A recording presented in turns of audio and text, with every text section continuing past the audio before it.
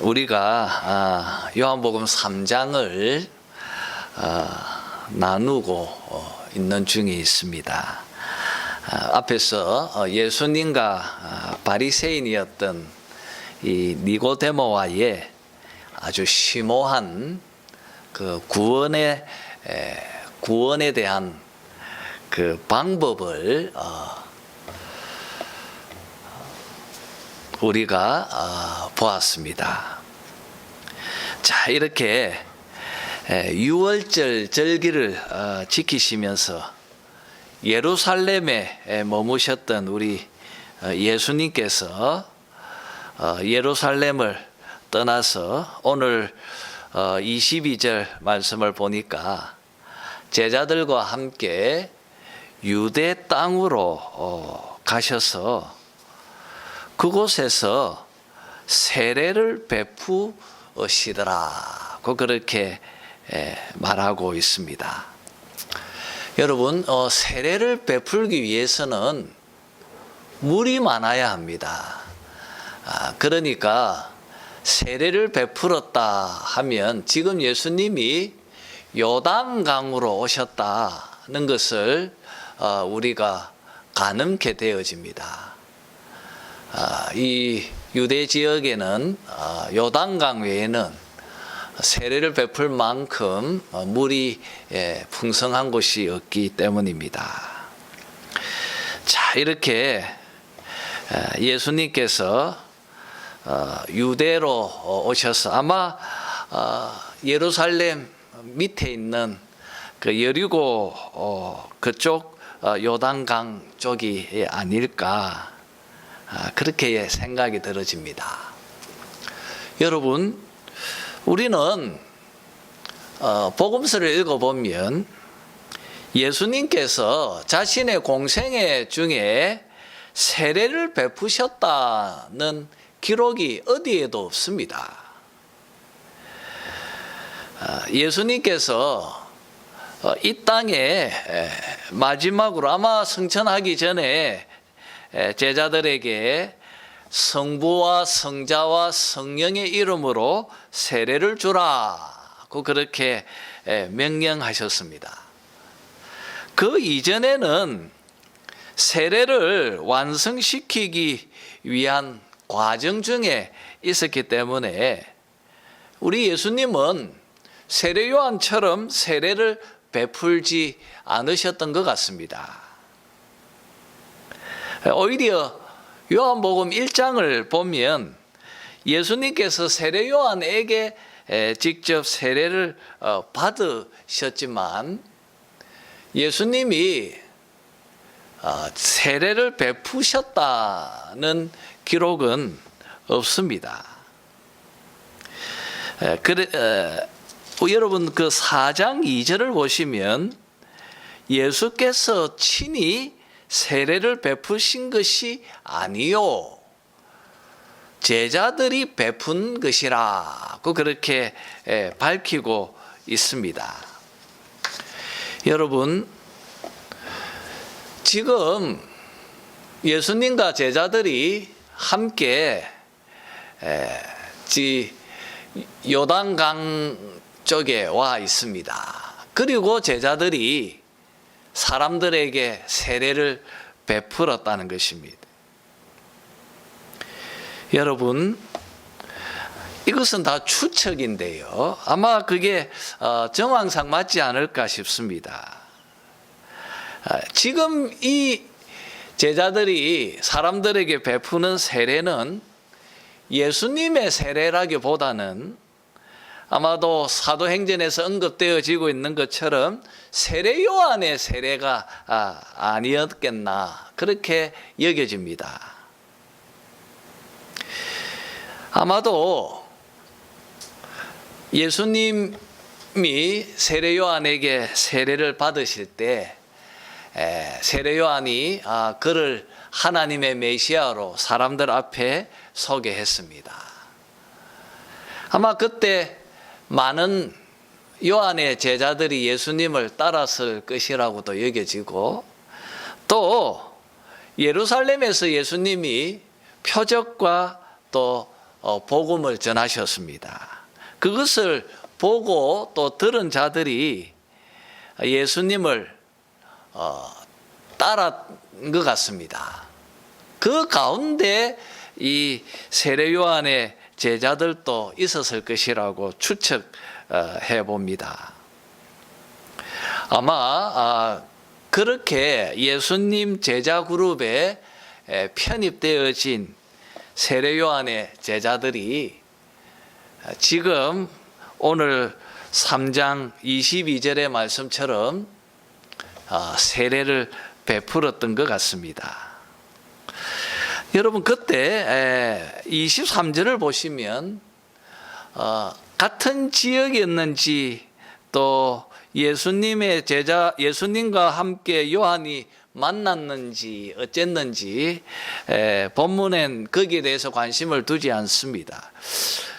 예수님이 제자들과 함께 이렇게 요단강에서 세례를 베풀 그때 요한 역시도 살렘 가까운 에논이라고 하는 곳, 정확히 여기가 어딘지 우리가 가늠할 수 없지만 그곳에서 세례 요한도 사람들에게 세례를 베풀고 있었습니다.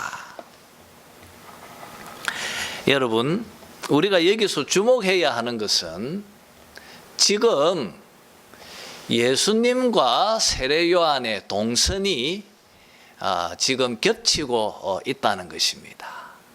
이것이 오늘 본문 전체를 우리가 이해할 때 중요한 요한이 지적하고자 하는 그런 포인트이기도 합니다. 여러분, 지금 예수님과 요한이 함께 지금 요단강이라고 하는 이곳에 유대 지역의 동선이 지금 겹치고 있습니다. 여러분, 마침 그때 25절에 보니까 요한의 제자 중에 한 유대인, 이 사람이 누구였는지, 율법학자들이었는지 또 아니면 율법에 대해서 잘 알고 있는 그런 서기관인지 바리새인인지 본문은 말하지 않습니다. 그 제자가 아마 세례 요한에게 이 세례에 대해서, 이 정결 예식에 대해서 많이 변론을 하고 있다. 묻고 또 요한은 답을 하면서 그렇게 시간을 보내고 있었습니다. 여러분, 마침 그때에 26절을 보십시오. 한번 읽어볼까요? 26절을 한번 읽어봅시다. 시작. 그들이 요한에게 가서 이르되 랍비여, 선생님과 함께 요단강 저편에 있던 이 곧 선생님이 정언하시던 이가 세례를 베풀매 사람이 다 그에게로 가더이다 고 말하고 있습니다. 여러분, 이 말이 뭐죠? 뭘 지금 의미하는 것입니까? 지금 요한의 제자들이 선생님, 우리 제자들이 나사렛 예수에게로 많이 가버렸습니다. 그리고 이 나사렛 예수가 세례를 베풀고 있는데 그곳에 많은 사람들이 지금 우리한테 안 오고 저쪽으로 확 가고 있습니다. 그런 의미가 여기에 뉘앙스가 그렇게 담겨 있죠. 우리 세력이 자꾸 예수에게로 넘어가는데 좀 우리가 뭘 어떻게 해야 하지 않겠습니까? 뭔가 그런 뉘앙스가 오늘 이 26절 말씀에 담겨 있습니다. 여러분, 바로 그때 세례 요한이 27절에서 30절 말씀을 가지고 매우 중요한 말씀을 제자들에게 던져줍니다.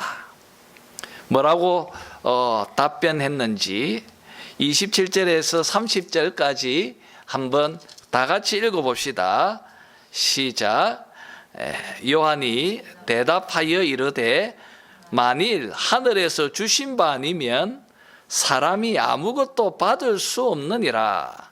내가 말한 바 나는 그리스도가 아니요 그의 앞에 보내심을 받은 자라고 한 것을 증언할 자는 너희니라.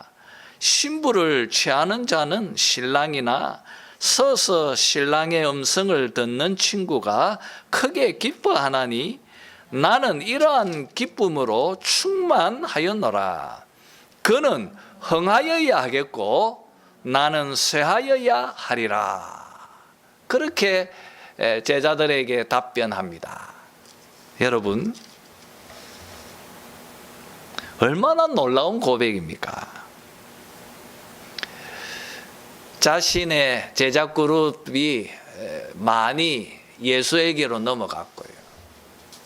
그리고 사람들의 주목과 관심도 자신에게 이렇게 집중되지 않고 예수님에게로 향하고 있습니다.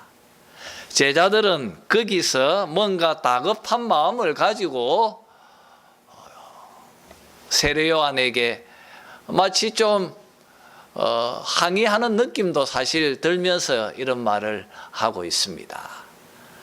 그런 제자들에게 요한이 말합니다. 나는 그리스도가 아니다. 나는 단지 그의 앞에 보내심을 받은 자이다. 나는 그리스도가 아니다. 그가 그리스도고 나는 그리스도가 아니다. 나는 그 앞에 길을 준비하기 위해서 온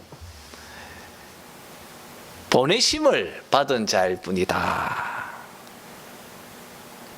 여러분, 사람들이 세례 요한을 메시아로 생각하며 많이 따르고 있습니다. 그런 제자들 앞에서 그는 이렇게 답변합니다. 나는 그리스도가 아니다. 나는 메시아가 아니다. 여러분, 세례 요한은 죄성을 가지고 태어난 사람입니다. 그도 역시 죄인입니다. 스스로 높아지고 싶고 스스로 과시하고 싶고 스스로를 드러내고 싶어 하는 허영심에 가득 차 있는 죄인입니다.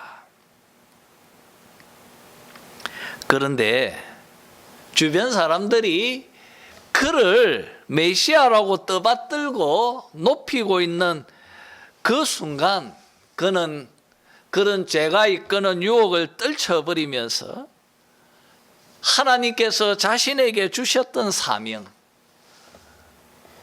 바로 그를 높이는 그것을 믿음으로 붙들고 있는 것입니다. 얼마나 놀랍습니까? 그러면서 세례 요한은 28절에서 비유의 말을 전합니다. 신부를 취하는 자는 신랑이다. 신랑의 음성을 듣는 친구가 크게 기뻐하니 나는 이러한 기쁨으로 충만하였노라. 무슨 말입니까? 내가 신랑이 아니라는 것입니다. 결혼식의 주인공은 신랑이고 나는 그 신랑을 신부에게로 이끌고 함께 온 친구일 뿐이다. 신랑이 바로 주인공이고 신부를 취하는 자이다. 나는 그 결혼을 기뻐하는 함께 있는 친구일 뿐이다. 나는 주인공이 아니다. 신랑은 바로 예수 그리스도 그분이시다.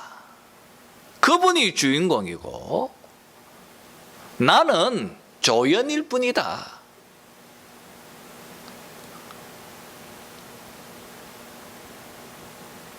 나는 친구로 그 앞에 기뻐할 뿐이라고 말하고 있습니다.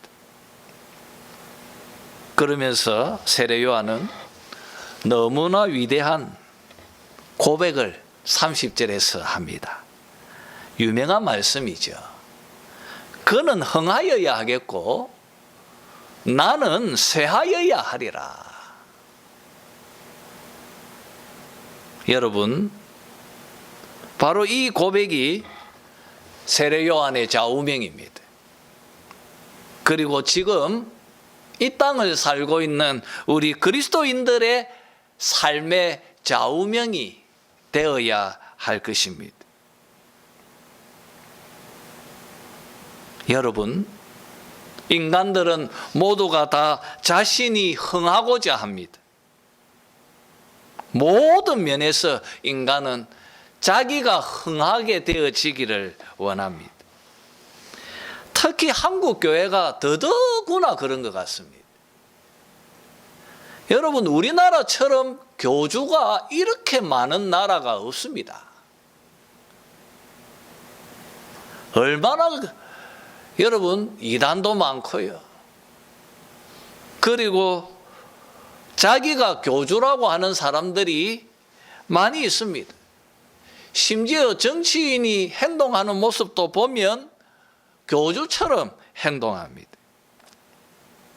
여러분, 교회도 크게 다르지 않습니다. 엄청나게 큰 대형 교회들이 있습니다. 다 그렇지는 않겠지만 그들 중에도 보면 마치 교주처럼 군림합니다. 교회의 주인은 예수 그리스도이신데 점점 예수님의 자리에 목사가 앉아 있는 모습을 볼 때가 있습니다. 이렇게 혼탁한 한국교회, 지금 우리 조국의 교회에게 지금 세례 요한이 외치고 있는 이 좌우명의 말씀, 이것이 매우 중요한 지표가 되어야 할 것입니다. 여러분, 그는 흥하여야 하겠고 나는 쇠하여야 하리라.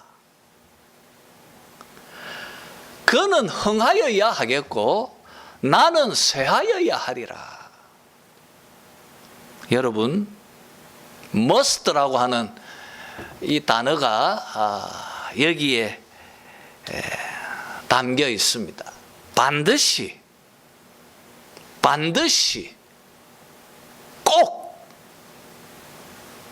예수님이 흥해야 하고 나는 사라지고 나는 쇠하여야 한다고. 여러분, 지금 요한이 말하고 있습니다. 기억하시길 바랍니다. 2000년의 기독교 역사는 여러분, 대중들이 기독교를 이끌어간 것이 결코 아닙니다. 우리는 교회 역사를 읽어보면 그것을 분명히 알게 되어집니다. 세례 요한처럼 그는 흥하여야 하겠고 나는 쇠하여야 하리라고 고백하며 썩어지는 밀알로 자기를 희생했던 바로 그 한 사람, 그로 통하여서 교회의 역사는 유지되어 왔고 복음이 보존되어져 온 것입니다. 여러분, 사도 바울도 그러했고요. 또 위대한 우리의 믿음의 선배들이 이처럼 살았습니다. 우리 장로교 신학을 만든 깔뱅 역시도 동일합니다. 여러분, 이 깔뱅의 묘지를 우리는 알지 못합니다. 지금 스위스 가면 많은 사람들이 그 무덤을 찾아갑니다. 거기 가면 편말에 JC 이렇게 약으로만 되어져 있습니다. 뭐 그것이 깔뱅이의 무덤이라 하니까 그런가 보다 하지만 사실 정확치 않습니다. 여러분, 그저 하나님 손에 쓰임 받고자 했던 사람들,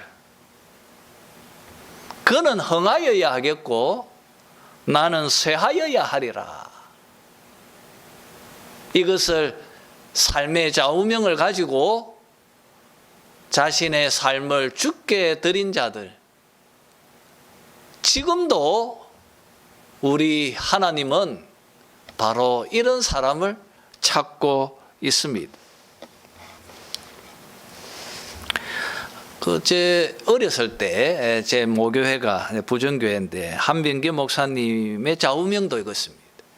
설교하실 때 자주 말씀을 하셨는데, 예수님께서 스스로를 낮추는 자가 큰 자라고 말씀하셨는데,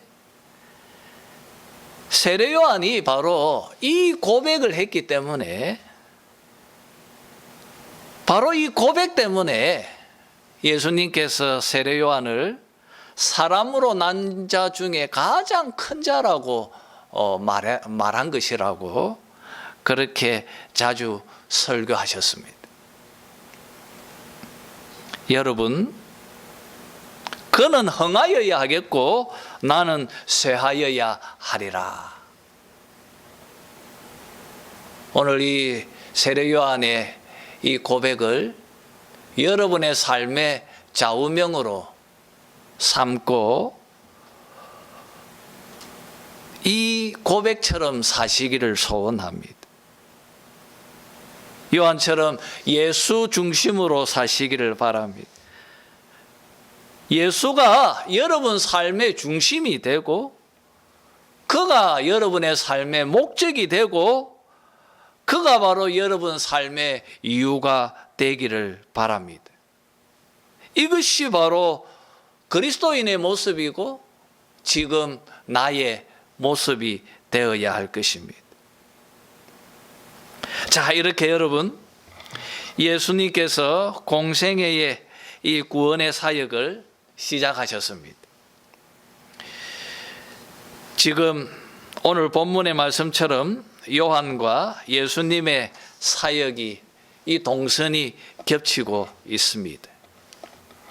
여러분, 구약의 마지막 선지자였던 세례 요한, 다시 오리라 했던 엘리야의 현년이었던 세례 요한, 이제 조용히 세례 요한은 무대에서 내려와야 할 때가 다가옵니다.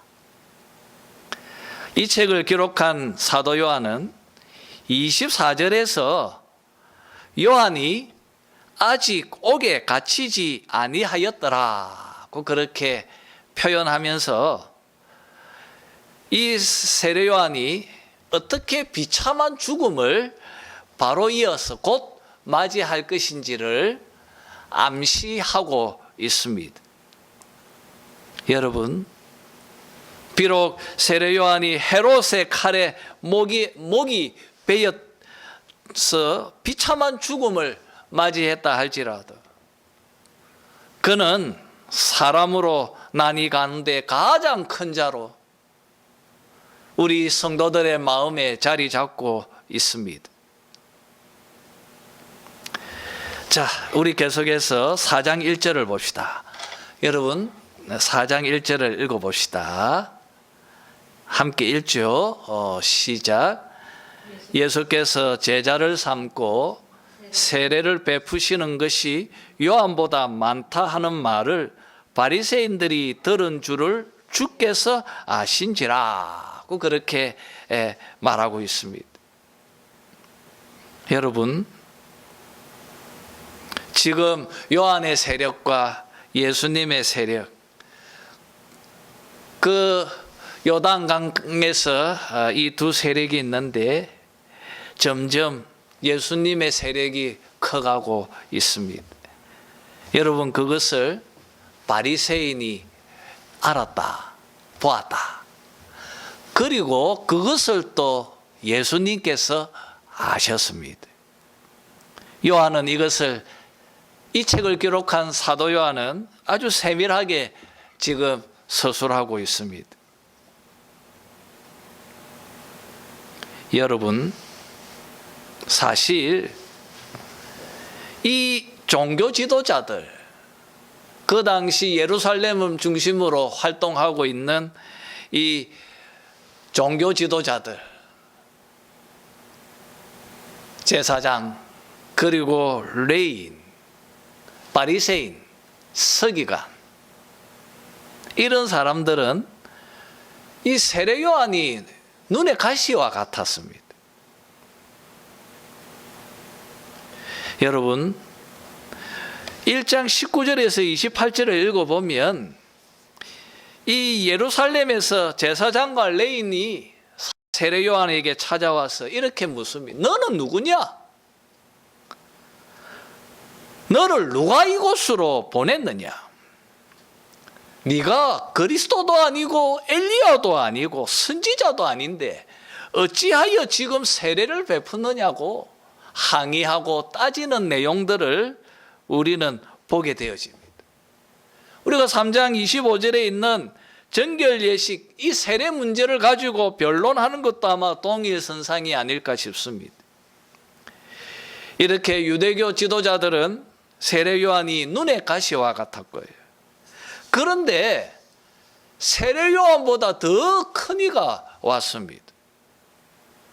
우리가 2장 하반부에서 보았던 것처럼 예수님은 엄청난 표적을 행하고 있습니다.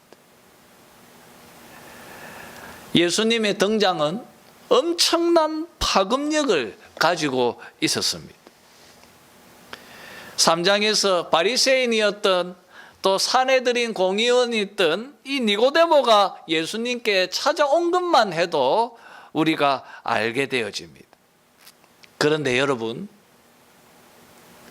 이렇게 눈의 가시와 같은 이 두 세력이 지금 묘한 긴장 관계에 있는 것을 바리새인이 포착했습니다. 아마 이렇게 생각할 것입니다. 이 두 세력을 서로 이간질해서 서로가 서로를 향하여서 비난하고 공격하게 만들면 결국 이들의 세력이 와해될 것이라고 생각했을 것입니다. 중심을 보시는 하나님 되시는 예수님께서 바리새인의 마음을 읽으신 것 같습니다. 어떻게 하면 좋겠습니까? 여러분,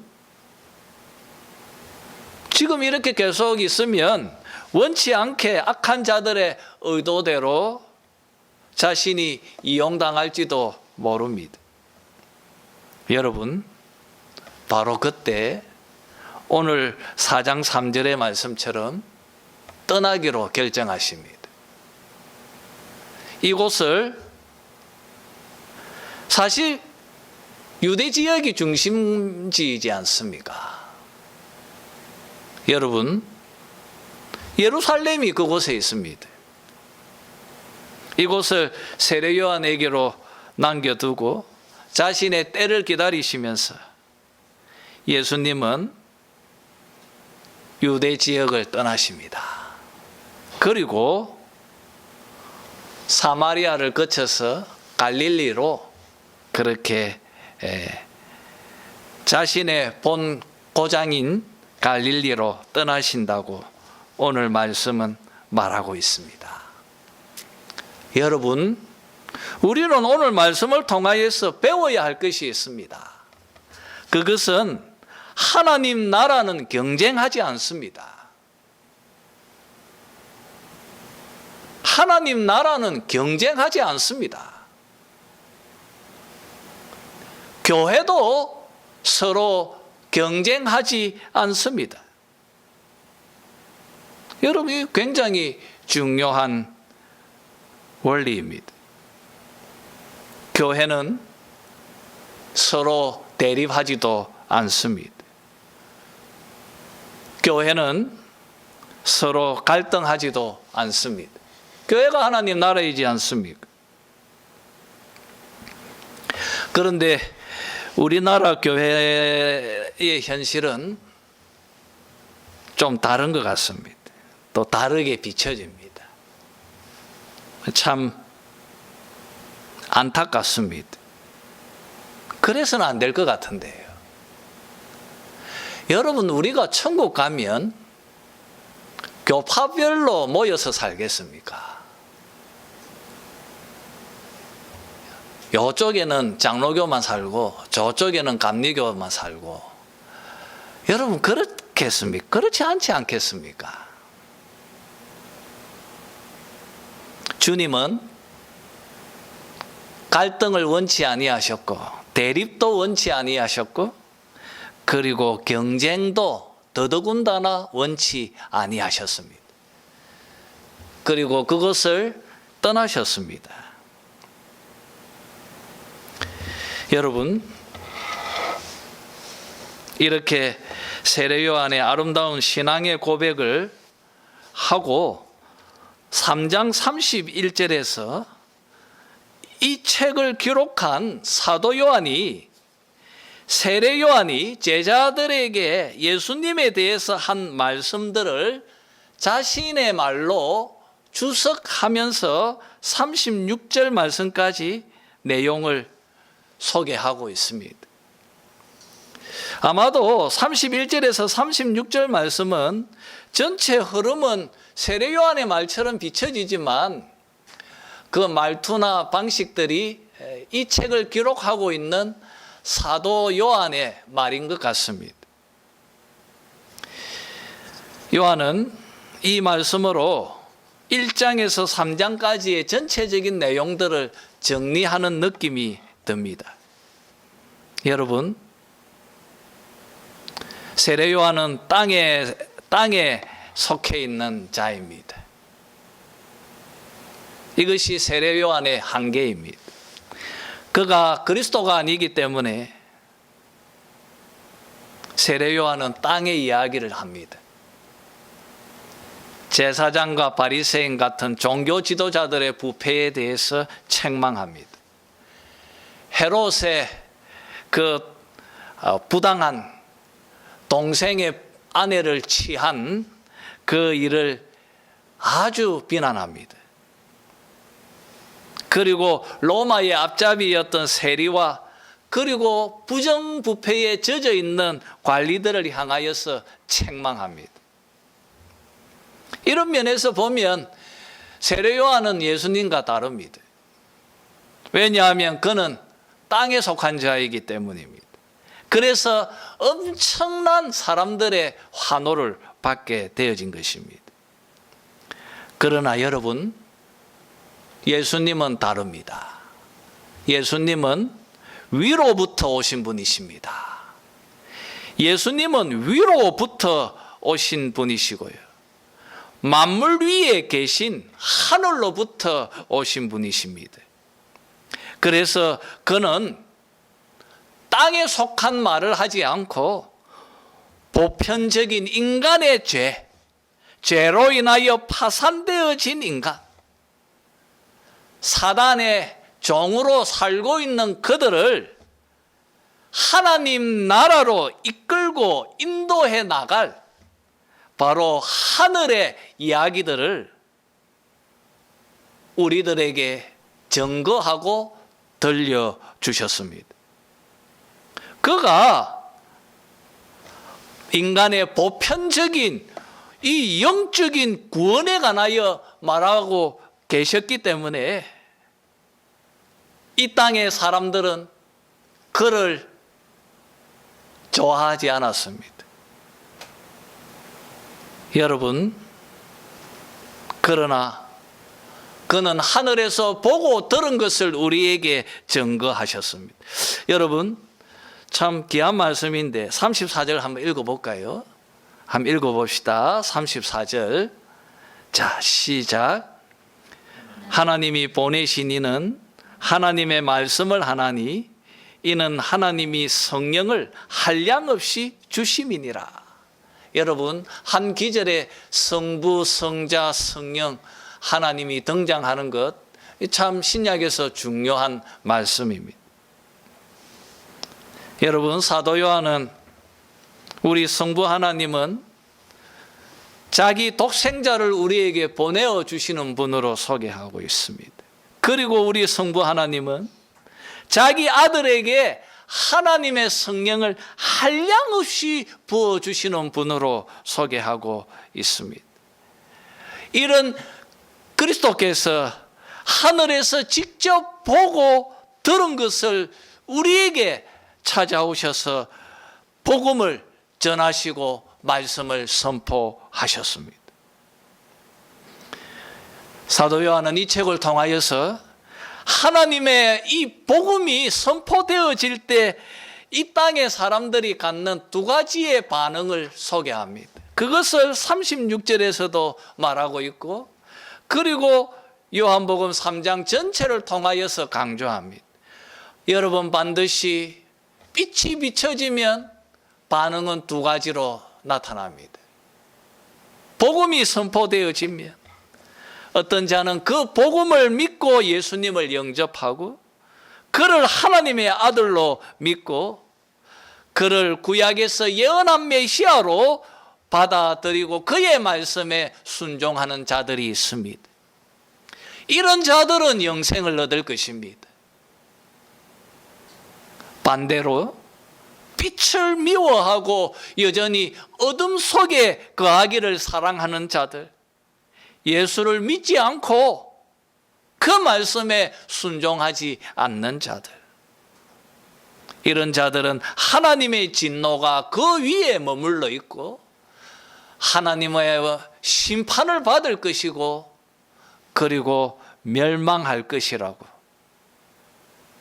여러분, 우리는 3장 16절에서 보았고 또 36절에서 한 번 더 보게 되어집니다. 여러분, 우리는 오늘 세례 요한의 말씀을 들었습니다. 그의 좌우명이 여러분의 좌우명이 되시기를 바라고, 그리고 여러분